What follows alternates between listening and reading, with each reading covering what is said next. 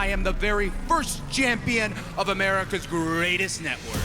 I will stand out here every week for the AEW TNT Championship. This is an open challenge. This title means more to Cody than anything in AEW or his professional life. Cody, they say that history is written by the winners. Brody Lee writes a very important piece of AEW history. And if I want something, I take it. Brody Lee is a man possessed here. Dangerous as hell.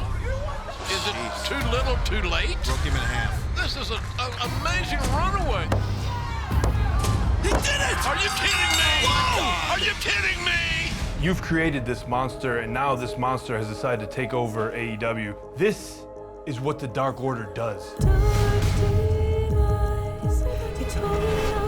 There's got to be some semblance of order. This is chaos.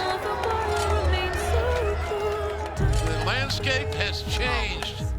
A new day has dawned in AEW. Cody Rhodes is my brother, and one thing our family does is fight back.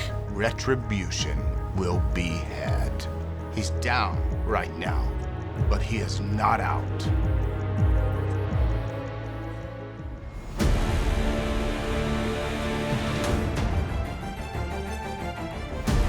Look at this! Powerbomb. God, just sadistic, JR. A second one! Boy, that caught him. And the discus lariat! And it's over. Oh, Mr. Brody Lee like a big ring. Oh! Come home, Cody! Come home, Cody!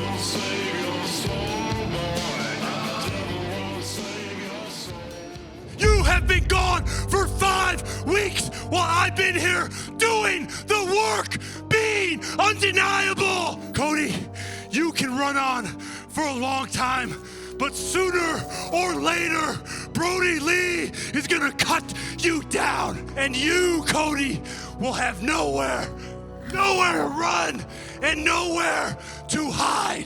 You have 1 week to answer me. Are you a man or are you a coward? My answer is no.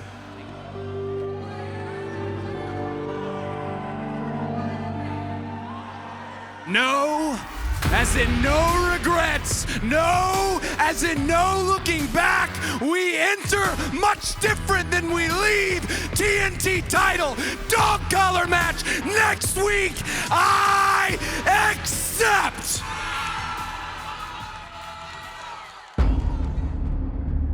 For those that don't know, a dog collar match has been very rarely done in the business. And I think probably the reason for that is the possibility and the danger involved. In essence, you take a dog collar on either end of about 10 to 12 feet of logging chain. One man puts a collar around his neck. The other man puts a collar around his neck. They are free to use that chain any way they choose. Trying to locate past dog collar matches, and they are very few. But there is one that stands out that set the precedent. There will be Greg Valentine, Roddy Piper. It was a way of settling something that couldn't be settled any other way between the two of them. They understood the dangers going in, and both of those guys turned it into a bloodbath. It set the standard. It will always be revered as the standard for dog collar matches. Brody Lee, as manipulative as he is, knew ask and you will receive. He doesn't turn anybody down. You throw a stipulation out there, you want to put him in a cage, he's been there, he's done that. Now, Brody said, hey, dog collar match. Cody didn't even think about the ramifications of that. Problem with that is, when you don't think, you don't ask your coach, then you're stuck with all the horror that's going to be brought with it. Hell's coming. It's just a question of, do you have the answer, Cody?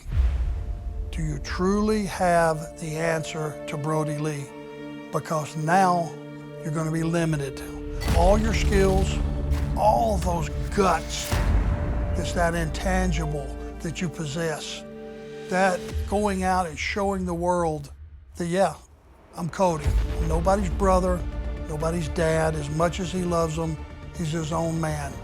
And he can't overcome adversity. Well, adversity introduces a man to himself, Cody.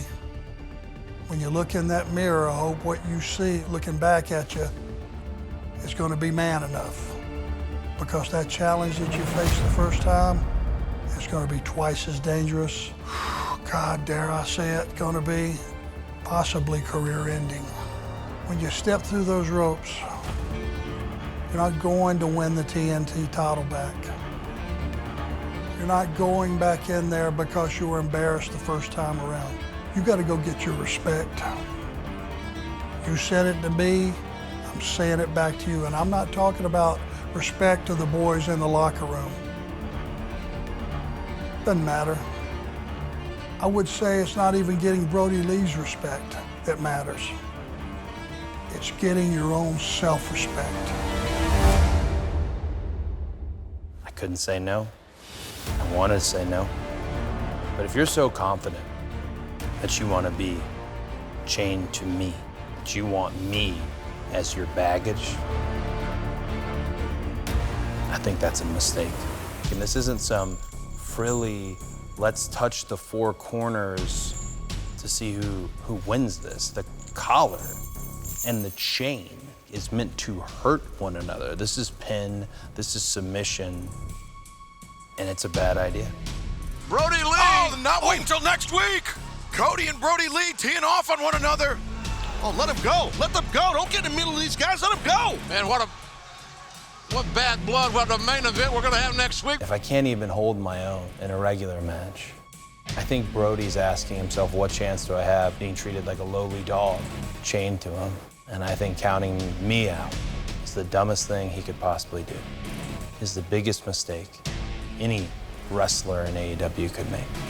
If I want to maintain being the face of AEW, if I really want that honored distinction of being the ace of this top 5 cable series that is dominating in the wrestling space, I have to win. That's a sick thought, slightly an obsessed thought, but it's okay. I'm obsessed with pro wrestling, and I have to win.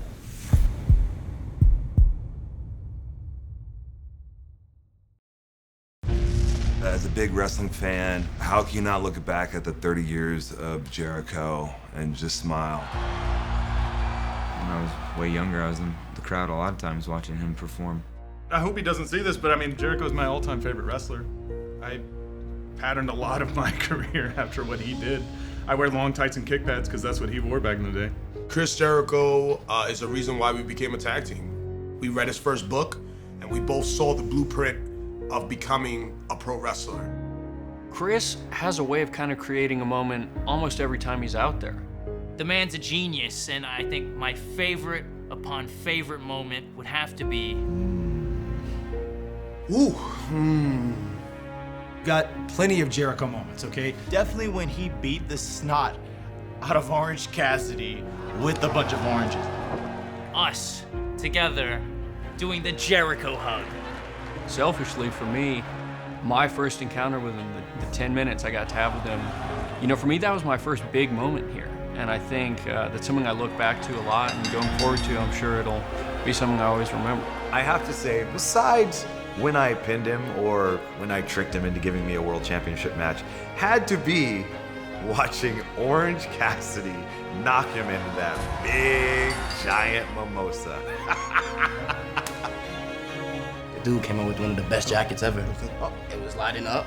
Yeah, I remember that. He did the wide. Oh man, when I was a kid, I was hitting that thing. I was like, go on, baby. when he showed up to AEW at Pep Rally, when everything first started. Kind of dropped the world of wrestling on its head and showed that you didn't have to put up with any shit. When Chris asked me to join the Inner Circle and join AEW, it changed my life. I'll never forget that. My favorite Jericho moment is gifting him his dad, his big box. Scorpio Sky and myself defeated Chris Jericho and Sammy Guevara. Sorry, bud. It's my favorite moment. He's the champion, he is the demo god. Everything he's touched has been incredible, it's been impactful, and it will transcend for generations. And he's still as good as ever, which is insane.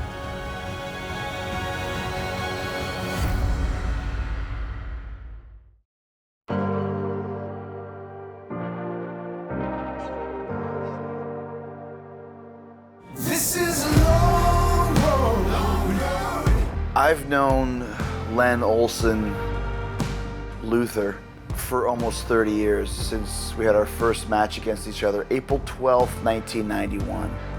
And we hit it off right away, and we toured the world together, tag teaming, beating the crap out of each other, United States, Canada, South Africa, Japan. And Luther was initially a much bigger star in Japan than I was, and I was always a little bit jealous of that. You're talking about a guy who headlined against Hayabusa all across Japan, who worked against Sabu in front of 60,000 people in Kawasaki Stadium multiple times. This guy even beat Atsushi Onita in Korakuen Hall, the cathedral of Japanese wrestling. And meanwhile, I was working in veteran halls in northern Canada. And then we went our separate ways, and I became Le Champion, and Luther continued to dominate the indie scene all across the United States. I mean, this guy wrestled Kenny Omega, AJ Styles, Bryan Danielson, Christopher Daniels, Jerry Lynn, and he beat all of them. Everybody knew about Luther on the independent scene, but the one place where superstardom eluded him was on a national basis across the United States. When Luther signed with AEW, it wasn't a favor, it wasn't a goodwill gesture. It's because he was one of the biggest stars that had never been given a chance on national TV. And I knew that, oh my gosh, this guy, he's gonna cause some waves. And here he is on the 30th anniversary of my career, Chris Jericho's career, the Jericho 30 celebration. And here we are, full circle. Jericho and Hager versus Luther and Serpentico. It's a very important match for him. It's the biggest match of his career, but it's also a very important match for me, because once again, after 3 decades, Luther and Jericho will be in the ring together, and who is the best? Jericho's 30th anniversary celebration, it's a huge night for me. October 7th, Dynamite, All Elite Wrestling. This is Luther's shot to show the entire world, to show millions of people worldwide what exactly it is he does. A match 30 years in the making, 30 years of friendship, 30 years of beatdowns, 30 years of stabbing each other in the back over and over again. It's a vicious cycle. I'm excited for Luther to finally get that shot in the main event of one of the biggest shows of the year. I expect this to be the best Luther that I've ever seen, and I've seen him at his best before. And I also expect this to be the best Chris Jericho's ever been. Because even though I'm Le Champion, even though I'm the Demo God, even though I'm the million viewer man, I have to beat Luther.